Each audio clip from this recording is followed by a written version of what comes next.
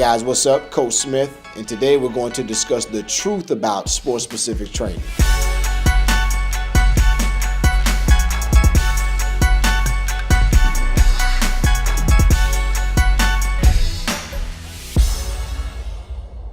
Now, is there really such a thing as sport-specific training? And what actually compromises the true sport-specific program? Now, it depends really on which expert you ask.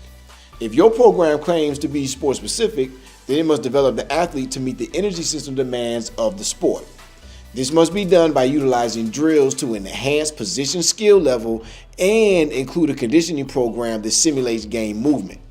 Primarily, your program should be designed to improve athleticism while focusing on mobility, mechanics, acceleration, and deceleration development.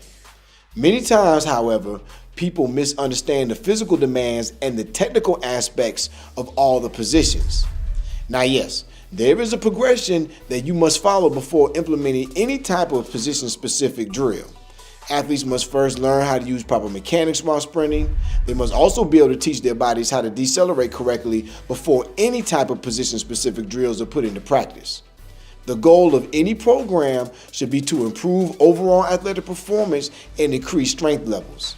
It is imperative that your athletes first learn how to run 10 yards and decelerate before a ball is ever even thought about being thrown into the mix. There must be a process again followed before attempting to execute position-specific drills. Sport-specific training should mean that your drills, your speed training progressions, and conditioning should mimic movement patterns of the athlete's position. In order for you to design effective programs, you must understand position techniques and energy system demands. Simply telling your athletes to run through a bunch of hurdles and cut and run on a pattern will not allow them to improve as a wide receiver. For that matter, teaching them to only decelerate and catch a ball will not allow them to become a better linebacker or defensive back. There are fundamental position techniques that must be taught and reinforced to improve position play. The point that the internet experts are missing is that there are certain coaching cues that must be taught during a real sport-specific training program.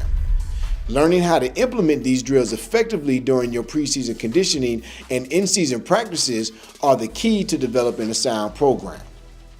It is imperative that you as the coach create drills that will allow your athletes to not only improve overall athleticism, but also to enhance position play.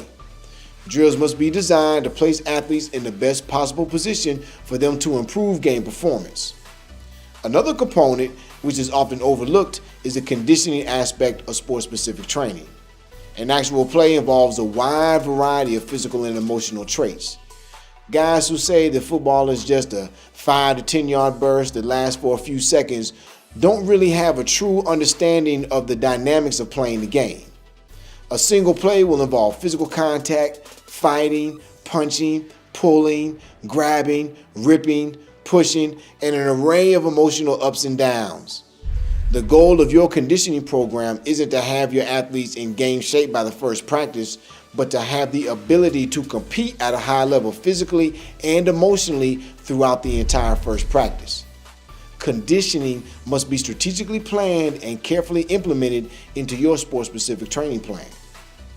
Now, a sound conditioning program will allow your athletes to endure the rigors of accelerating, stopping, cutting, and decelerating throughout the course of a game. However you decide to design your conditioning program, make sure the change of direction movements are also included. Old school shuttle runs are a great example of how athletes can be forced to accelerate, decelerate, and change direction, mimicking the demands of the game. Getting into football shape is more about having the courage to challenge yourself to get into the fight. Allow your conditioning program to add a competitive component to training and create a mental toughness for your athletes. Running mileage or long tempo progressions like 400s will have very little carryover onto the field. Your conditioning should be interrelated to movements that would be performed in game situations. If someone wants to be a great football player, then they have to actually get on the field and play the game. But in order for your sport-specific training program to have success, field position drills and a sound conditioning program must be employed. The problem is that we have often forgot about the real intentions of the meaning sports specific and how to implement it into your training programs. Take the time to reach out and ask real coaches about the practical aspects of all positions. There are hundreds of technical components that go into running a route correctly or covering an offensive player.